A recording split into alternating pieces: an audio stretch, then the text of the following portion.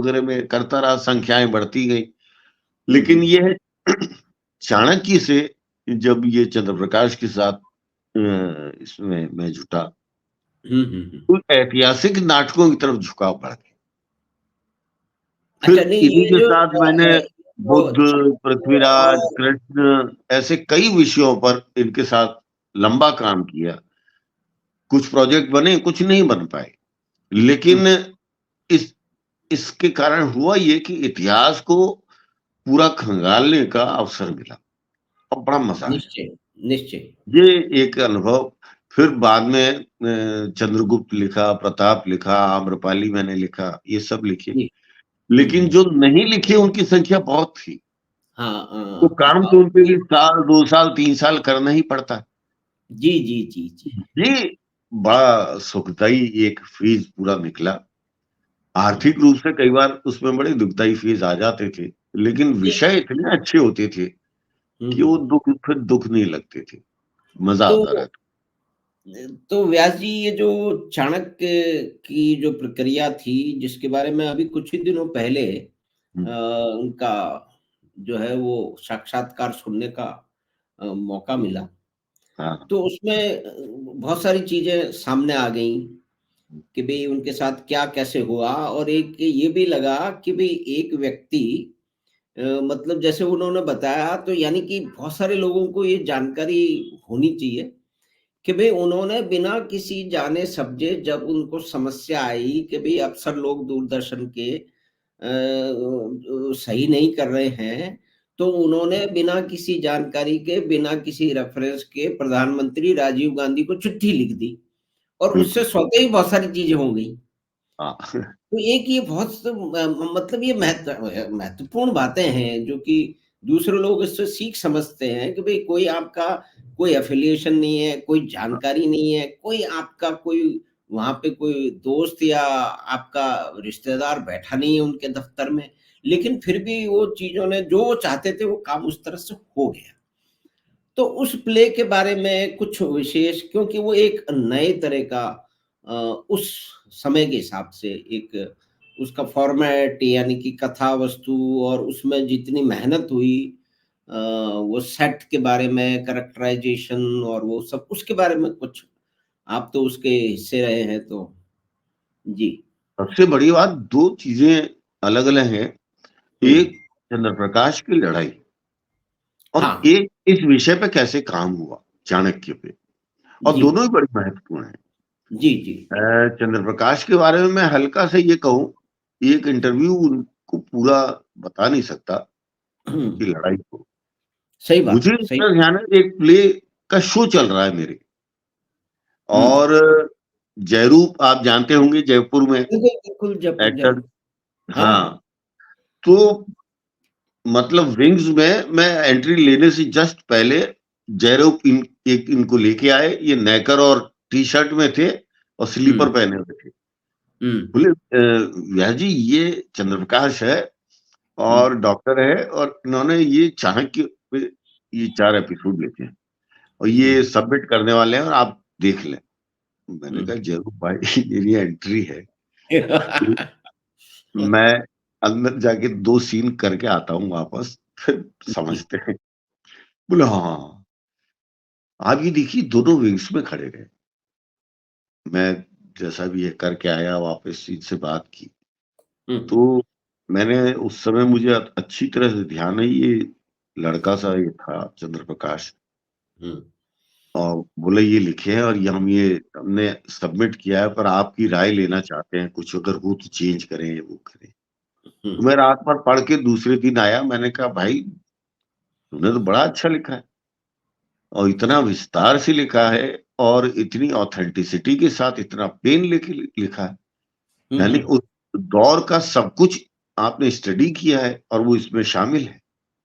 हुँ, हुँ। उस दौर में राज्य व्यवस्था क्या थी, उस दौर की अर्थव्यवस्था क्या थी, उस जी। दौर के मौसम क्या थे, उस दौर में फूल कौन से खिलते थे, उस दौर में कौन से पशु पक्षी और पंछी थे, उस दौर हुँ, में क्या अनाज था, हुँ, उस हुँ। समय विश्व में भारत आर्थिक कारणों से कहां पर स्टैंड करता था, इतना जी। विस्तार से चंद्र प्रकाश ने ये सारा अध्ययन किया था कि हम्म मुझे लगा कि अब इसे अगर कोई रोकता है तो हम्म ये तो मतलब इससे बड़ी जाति तो फिर हो ही नहीं सकती। इसमें क्या है, खामखा इसमें क्या उंगली उठाई जाए।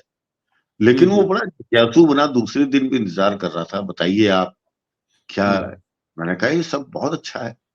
हम्म हाँ, मेरी एक निजी राय हो सकती है, मुझे लगता है हिंदी को इतना क्लिष्ट नहीं होना चाहिए हम्म कि देखने और सुनने वाला कभी कभी यूं डर जाए। हम्म हो सकता है भाषाविद लोगों से हमें ज्यादा वाहवाही मिल जाए, पर हमारा कमिटमेंट भाषाविदों और आलोचकों की बजाय अपने दर्शक से होना चाहिए। जी। दर्शक को तकलीफ ना हो भाई, थोड़ी सी आसान कर दो, उनके भी हम्म समझ में आ जाए। तो हम्म। ये एक जरूर मेरा है, लेकिन जैसा तुमने किया ये बहुत अच्छा है। तो उन्होंने हम्म कहा आपको सचमुच अच्छा लगता है तो मेरे गुरु की भूमिका आप कीजिएगा। और हम्म मैं कर लेंगे यार, कोई ऐसी बात नहीं है। जी जी जी। लेकिन यहाँ से जो साथ बना हमारा, हम्म उसके बाद जिस विषय पर इन्होंने रिसर्च किया हमेशा हम्म उसमें मुझे शामिल किया, क्योंकि हम्म का बड़ा स्नेह है या सम्मान मेरे प्रति हमेशा रहा। हम्म तो ये एक जगह इकट्ठी करते और वहां उस विषय से जुड़े हर उपन्यास, हर कविता, हर ऐतिहासिक दस्तावेज को इकट्ठा करते थे। और फिर हम 1-2 साल उस पर काम करते थे, उस सबको पढ़ते। जी। तो ये जो अनुभव मिला, जिससे फिर उसके बाद बुद्ध पे हमने काम किया, अशोक पर हमने काम किया, तिष्य रक्षिता एक उपन्यास हुआ करता था उस पर काम किया, कृष्ण पे काम किया, हम्म पृथ्वीराज पे काम किया, हम्म अ, हम्म मौर्य काल पर काम किया, उसके बाद चंद्रगुप्त एक अलग दूसरे लोगों के लिए मैंने लिखा। तो ये सारा जो काम था वो काम आया। हम्म महाराणा प्रताप जब लिखा आगे, फिर ये जो सब पढ़ते थे और ये यही काम आया। तो हम्म एक तरह से मैं कह सकता हूँ कि मेरी इतिहास से दोस्ती अगर करवाई तो डॉक्टर साहब ने करवाई। उन्हें हम्म, मेरा इतिहास को खंगालने का तरीका अच्छा लगता था और हाँ। रुचि उधर इन्होंने करवाई थी। या हम्म। अपने भारतीय संस्कृति, अपना इतिहास, इसके बारे में थोड़ा और अधिक ध्यान देना चाहिए, ये बात इन्हीं से मैंने सीखी। हाँ, नहीं, और ये जो धारावाहिक था उसने ये चीज़ें कई मतलब कई स्तरों पे उनको स्थापित किया, बिल्कुल, जिसका पहले इस तरह का मतलब प्रचलन था ही नहीं। बिल्कुल नहीं और था। उसके बाद में उनको बहुत सारे रुकावटें भी उनको झेलनी पड़ी और उन्होंने डट के मुकाबला किया और वो खुद बिल्कुल, बिल्कुल। शायद अपने ये बड़ा साक्षात्कार निर्भीक आदमी था। यानी जी, 14वें एपिसोड में हुँ। ऑब्जेक्शन आने लग गए कि ये जो भगवा झंडे हैं ये भगवा नहीं हाँ होने जी, हाँ, इनको उतार दीजिए। चाहिए। हाँ, तो हाँ, उन्होंने कहा भाई उस दौर में होते थे, तो ये वो तो वही इतिहास था, वो में दौर दर्ज उस है। दौर का उपकरण तो मैं वही था। हाँ, हम तो हुँ, अभी की तो बात कर नहीं रहे हैं। हुँ। बोले उस दौर में ऐसे भारत भारत कैसे बोलते थे? बोले भाई इसमें दर्ज है, इतिहास में बोलते थे वो। भारत के बारे में भी बोलते थे, अखंड भारत के बारे में भी बोलते थे। वरना तो तक्षशिला आज के हिसाब से देखा जाए तो अफगानिस्तान में, ये पाकिस्तान अफगानिस्तान बॉर्डर में पड़ती है, जी, जहां पाकिस्तान ने अभी वहां युद्ध सामग्री बनाने की फैक्ट्री खोल दी है। जी, जी, और जी। उन दिनों ये तक्षशिला जो थी, यहाँ जो पूरे भारतवर्ष से और दूसरे इधर आसपास से, तिब्बत से, चीन से, ईरान से, जो फारस था उस समय, सब जगह से विद्यार्थी आते थे। जी। और भारत कहना तब अपराध नहीं समझा जाता था, और अखंड भारत कहना कोई शरारती बात नहीं समझा जाता था। हुँ, ये हुँ। बड़ा नेचुरल था उस समय। और इधर तक्षशिला था तो उधर नालंदा था। जी। ये शिक्षा के इतने बड़े पीठ थे। नालंदा हुँ, का तो एक डिस्क्रिप्शन मिलता है कि जब वो चीनी यात्री आया था, उस समय जो फैकल्टी थी उनकी, हुँ, वो हुँ। 5,000 से अधिक थी। हाँ, पढ़ाने तो वाले, उसमें आचार्य लोग। समर्थन विद्यार्थी कितने होंगे फिर उससे? हाँ, आप मतलब अंदाजा लगाइए कि उसके बाद दूसरा स्टाफ और फिर विद्यार्थी कितने रहे होंगे। हुँ, जो हुँ। पुस्तकालय था, हुँ, उस पुस्तकालय में शाम को दीपक से रोशनी रहे ताकि पढ़ सके लोग, जी। उसके लिए कहते हैं कि 7 मन तेल यूज होता था एक शाम को। ओहो! एक मन 40 किलो का लगा लें आप। हुँ, आप हुँ। विस्तार देखिए। हुँ, और हुँ। ये है मतलब बीसा के 2.5 सेंचुरी पहले की बात है। कब की बात है बताइए? जी, जी। तो उनको जो समस्याएँ राजनीतिक तौर पे दूरदर्शन के साथ में और सरकार के साथ में जो पर वो झेलनी डरा नहीं। पड़ी। वो शूट करता रहा, वो लगा रहा, वो जहाँ-जहाँ जिन-जिन से मिलना था मिलता रहता था, यहाँ जान लड़ाता रहता था जी। और कॉम्प्रोमाइज़ नहीं किया उन्होंने। हाँ। बल्कि वो ये दस्तावेज़ निकाल-निकाल के लेके आ जाता था। बड़ा अन्वेषक जी। प्रवृत्ति का व्यक्ति है भाई ये। हुँ। उन्होंने वो निकाल लिया कि नेहरू जी ने और उस समय की कांग्रेस ने जो अंग्रेजों को झंडे प्रस्तावित किए गए थे, उसमें हाँ, वो उन्होंने भगवा को माना था। बोले नहीं ये ठीक है फिर तुम, अपने भगवा वाला मान लो। साक्षात्कार में उन्होंने रेखांकित किया इस बात हाँ, को। हाँ, हाँ, हाँ। अब आज की जैसी परिस्थितियाँ, माहौल है, इसमें शायद अब कहा जाएगा तो वो लोग घबरा जाएँगे। तो कहेंगे नहीं, नहीं ऐसा नहीं, या अगर इस इतिहास में है तो हमने ये किताब पढ़ी नहीं है। तो कुछ लोग पता नहीं कुछ कहेंगे। और इस व्यक्ति की ये जो निडरता थी, निर्भीकता थी, वो कमाल थी।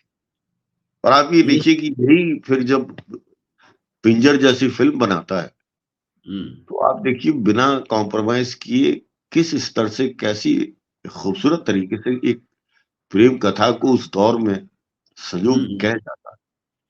हुँ, तो हुँ। ये तो गुण इनमें है। ए इतिहास। एक इसमें जिज्ञासा है व्यास जी कि सरकारी तौर पे उस समय जो भी कुछ सरकार की पॉलिटिकल लीनिंग थी, आइडियोलॉजिकल कंपल्शन थे और भी बहुत सारे उनके ऊपर दबाव थे, विचारधाराई, तो उसके कारण उसको रोका गया। हाँ, लेकिन जैसे जब आप लोग काम कर रहे थे तो दूसरे भी ये अक्सर माना जाता है, आप इस पे अच्छी तरह से टिप्पणी कर पाएँगे क्योंकि आप उन लोगों के साथ रहे हैं। कि भई जो बम्बई का जो मुख्य रूप से जो फ़िल्म समाज है, उसका भी जो उनको भगवा से जो वो उनको दिक्कत हो रही थी, तो वहाँ भी ऐसा एक एक तंत्र स्थापित है, उनको भी होगी, तो वो कुछ आपके सामने होता हुआ आपने देखा, महसूस किया? क्योंकि ये आइडियोलॉजिकल पोज़ीशनिंग थी और आइडियोलॉजिकल पोज़ीशन ऐसा माना जाता है, बहुत सारे लोगों का सामने भी देख लें, उनकी फ़िल्में भी देख लें, कि वो it is left wing oriented, वो वाममार्गी उसमें है और उनके सामने एक डॉक्टर खड़ा हो गया, उसने फ़िल्म बना दी बड़ी मतलब अन्वेषण करके और उसमें भगवा झंडा दिखा दिया, सरकार उसका विरोध कर रही है। तो उस समय वहाँ का उसका कोई अगर आपको अनुभव या जानकारी या आपको कोई ऐसी सुगंध लगी हो वहाँ पे कि भी ये क्या हो रहा है? The तो opposition to this kind of movie and मुझे narrative. मुझे उस समय ये ध्यान है जब ये 14वें एपिसोड के बाद से ये जो रवैया आया था कि भगवा या तो बंद कर दो या ये झंडा मत दिखाओ जी, या जी। ये माँ भारती मत बोलो। हुँ। तो अब ये एक तो डॉक्टर साहब ने कहा आप जो भी कहें ये लिखित में दें मुझे। हाँ। सरकारी तंत्र में क्या साहस इतना नैतिक उस समय नहीं था कि ये सीधे-सीधे लिख के दिया जा सके। जी, जी, जी। फिर भी वो हुँ, वो एक स्तर पे लड़ाई शुरू हुई और इन्होंने कहा कि भई मैं ऐतिहासिक तरीके से आपको बता रहा हूँ हुँ, कि सभी इतिहासकारों ने जिसे हुँ, सही माना है, हुँ, उसी को तो हम रिप्रेज़ेंट करेंगे, उसी को तो दिखाएँगे। हुँ, और साक्ष्य वो प्रस्तुत करते रहे लगातार। हुँ। जब मामला ऐसा अच्छा प्रधानमंत्री तक को चिट्ठी लिखते हुए ये हिचकिचाते नहीं थे।